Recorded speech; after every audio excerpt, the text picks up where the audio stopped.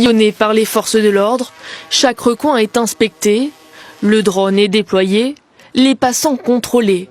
Un renforcement de la sécurité dans le quartier approuvé par ceux que nous avons rencontrés. En fait, ils doivent passer tout le temps dans les cités. En fait, eux, ils restent juste devant le collège, etc. En fait, il faut rentrer dedans parce que les problèmes avec les jeunes d'aujourd'hui, en fait, eux viennent ici, dans notre cité. Et c'est tout le temps nous qu'on prend les pots cassés, tu vois. Ma mère, elle habite ici, dans ce quartier, et c'est vraiment très dangereux en ce moment. Franchement, on en a marre.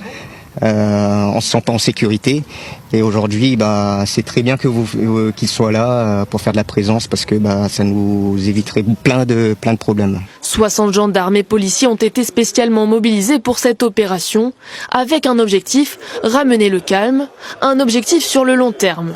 C'est pas une opération coup de poing, si j'ose dire. C'est hier, par exemple, il y avait déjà 2 pelotons de gendarmes mobiles qui sont présents. Ils sont présents 3 fois par semaine sur le quartier Centre-Ville et le quartier Fayard à Saint-André. Et ça continuera, c'est-à-dire que c'est une opération au long cours. L'objectif, au-delà de ramener le calme et la tranquillité, c'est de lutter contre les auteurs des faits de délinquance pour attaquer, si je puis dire, les racines du mal. Une présence dissuasive éphémère. Plus tard dans la soirée, les policiers de la BAC ont essuyé des jets de galets. Une personne a été interpellée et placée en garde à vue. Mais pour les riverains, mettre fin aux violences signifie mieux encadrer la jeunesse.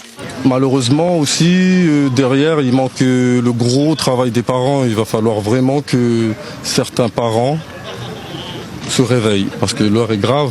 Je pense que si ces jeunes-là étaient suivis par des éducateurs, par exemple, ça leur permettrait de ne pas traîner dans les rues et de faire n'importe quoi au final. Le maire de Saint-André rappelle l'urgence de réhabiliter le gymnase désaffecté pour recréer du lien avec les jeunes du quartier. Ce gymnase était un point central. Et dès lors qu'on a pu cet outil, ça pose vraiment problème, parce que c'était aussi un lieu de défoulement, d'amusement et de sport surtout. Au travers de cette vaste opération, la commune et l'État réaffirment leur engagement pour venir à bout des violences dans le quartier Fayard.